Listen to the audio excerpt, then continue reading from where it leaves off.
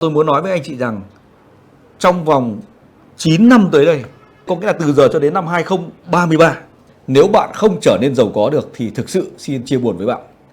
Bởi vì trong vòng 9 năm tới đây là Việt Nam thay đổi lột xác ở trong tất cả các lĩnh vực. Bây giờ nhá, anh em như này, bây giờ chỉ cần đơn giản này thôi. Tại sao nó lại là 9 năm làm 10 năm? Thì anh chị em chỉ cần nhìn làm một cái phép tính đơn giản này thôi. Bây giờ với GDP của Việt Nam đang là cỡ khoảng, con số gần đúng nhá, mỗi tài liệu nó ra một con số nhưng con số gần đúng nó là 450 tỷ đô. Đây là con số gần đúng nhá, tôi nhắc lại là số gần đúng nhá. GDP Việt Nam, danh nghĩa của Việt Nam bây giờ là 450 tỷ đô.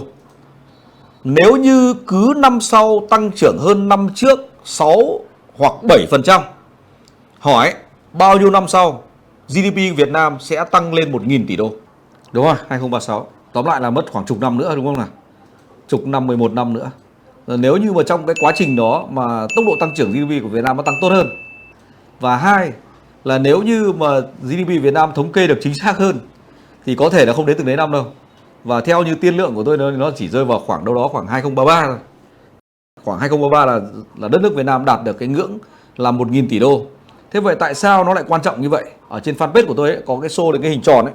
Cái hình tròn ở trên fanpage Facebook ấy, là có cái hình tròn thống kê là GDP của toàn cầu tất cả các nước ở tất cả các khu vực trong năm 2023 đấy. Thì Việt Nam hiện nay đang là loanh quanh khoảng 449. Đấy, 449 tỷ đô. Thì nãy tôi nói là làm tròn lên đấy. Là đếm xem là số quốc gia đạt được trên 1.000 tỷ đô một năm là có bao nhiêu nước. Đấy, trên tổng số toàn cầu như vậy.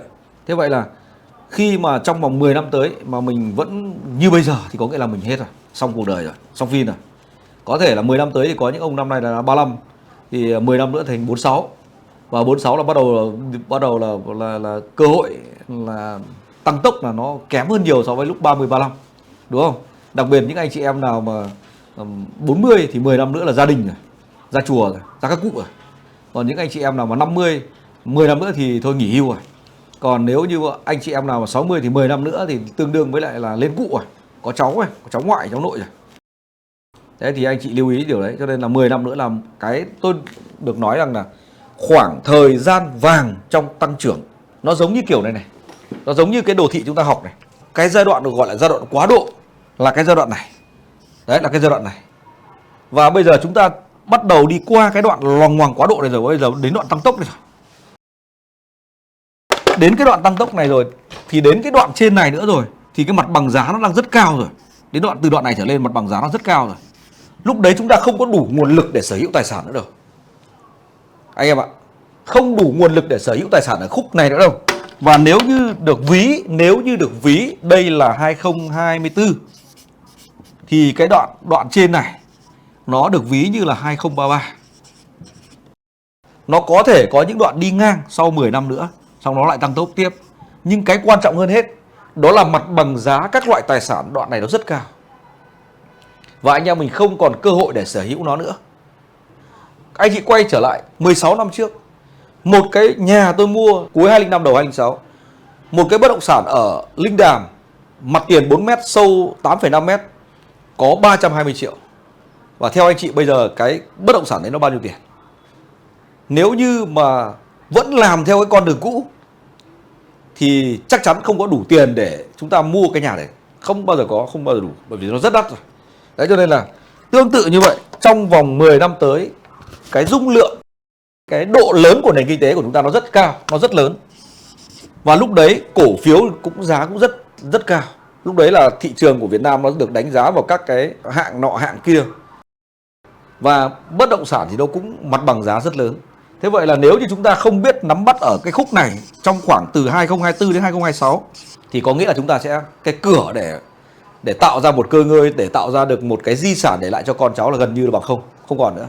Bởi vì anh chị tưởng tượng là như này, khi mà chúng ta đạt được cái ngưỡng là 1.000 tỷ đô, tăng trưởng mỗi một năm nó chỉ là 5% thôi, thì mỗi một năm đất nước của chúng ta tạo ra thêm 50 tỷ đô. Nào chúng ta nhìn này, 50 tỷ đô tương đương với lại GDP của cả Việt Nam năm 2002. 50 tỷ đô trông thế thôi, nó bằng nguyên cả đất nước làm nỗ lực trong vòng một năm. Đấy, anh em thấy không? Rồi, thế nếu như nó là quy mô là 1.700, tăng lên thêm 5% thì nó cỡ khoảng là gì? Khoảng tầm 80 tỷ đô. Thì nó lại bằng nguyên năm 205. Anh em thấy không? Dã man không? Cho nên là nếu như trong vòng 10 năm tới mà chúng ta vẫn loay hoay như bây giờ, có nghĩa là cuộc đời chúng ta xong rồi. Chúc mừng bạn đã xem hết video của Phạm Thành Biên. Ngay bây giờ bấm vào nút đăng ký, bấm vào nút chuông để nhận được tất cả các bài phân tích, tất cả những cái video kế tiếp của Phạm Thành Biên từ trên kênh này. Ngay bây giờ bấm ngay.